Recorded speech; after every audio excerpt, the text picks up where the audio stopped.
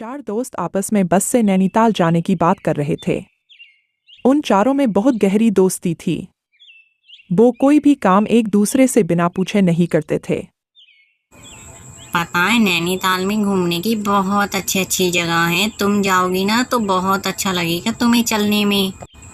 वहाँ के water park की तो पूछो ही मत ही ना तुम। बहुत ज़्यादा बड़े बड़े वाटर पार्क हैं वहाँ के तो हम चारों कल पक्का चलते हैं नैनीताल घूमने के लिए, ठीक है ना।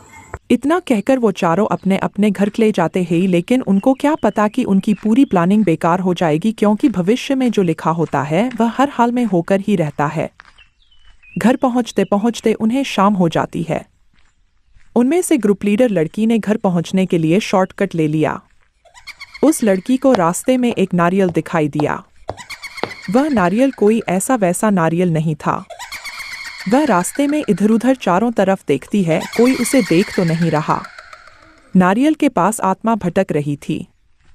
जैसे ही उसने नारियल को उठाना चाहा, वह आत्मा उस नारियल के अंदर चली गई। लड़की नारियल को अपने घर ले जाती है।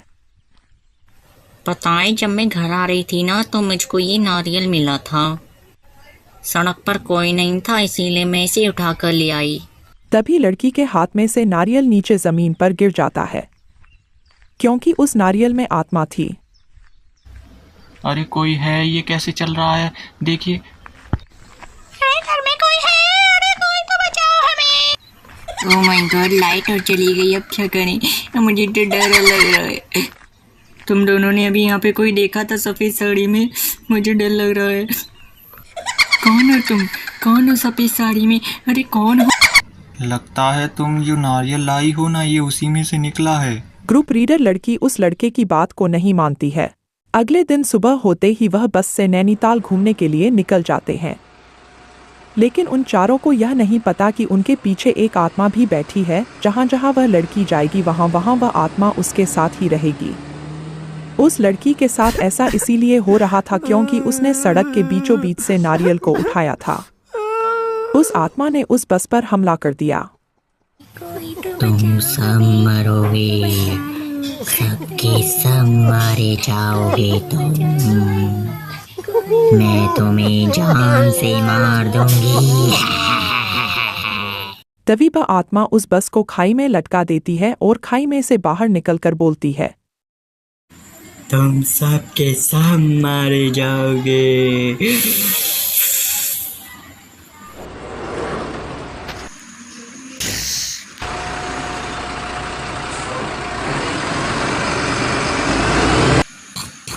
इतना कहकर आत्मा उनकी बस में आग लगा देती है। अंदर के सभी पैसेंजर और वो चारों लोग वहां से भाग जाते हैं। इतना सब होने के कारण दोनों लड़कियां एक ही कमरे में सोती हैं।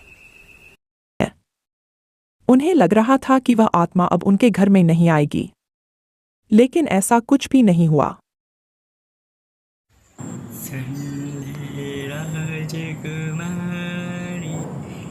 सुन ले राजकुमारी।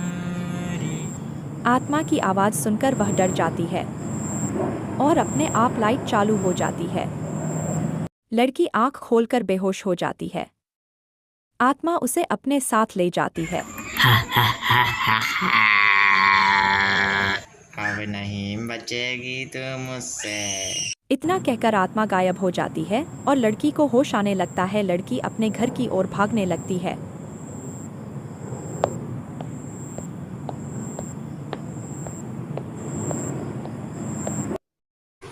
अरे बेटा, तुम्हारी सहेली कहाँ है? सुबह से नहीं मिल रही है मुझे घर में। कहाँ है? अंदर तो नहीं है कहीं कमरे में? बेटा देख, सच सच बता, कहाँ है मेरी बेटी? तभी उसकी बेटी वहां आ जाती है।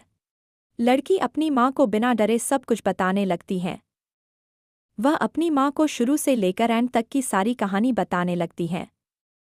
तभी उसकी माँ उसे एक तांत्रिक बाबा के पास ले जाने के लिए समझाती है।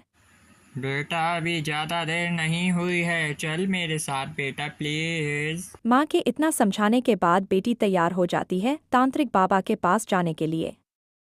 उस आत्मा ने उसका घर भी नहीं छोड़ा, उन दोनों के पीछे वह भी चलने लगी।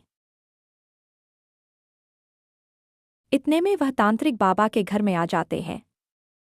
लड़की और लड़की की माँ दोनों मन में बहुत घबराते हैं, लेकिन अब जैसा किया है वैसा फल भी तो मिलना चाहिए। वो बाबा को सब कुछ सच सच बता देती है। इसके बाद बाबा आत्मा को भगाने के लिए विधि का प्रयोग करते हैं।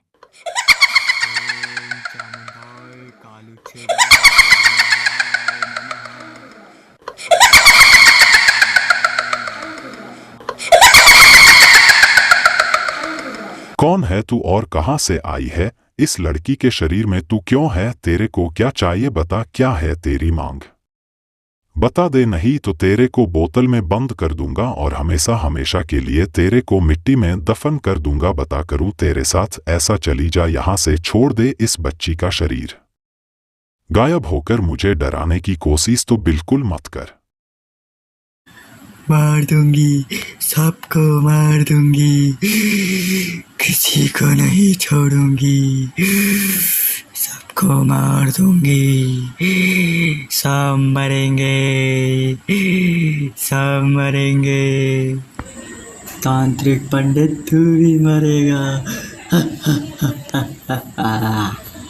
नहीं, मुझे छोड़ दो।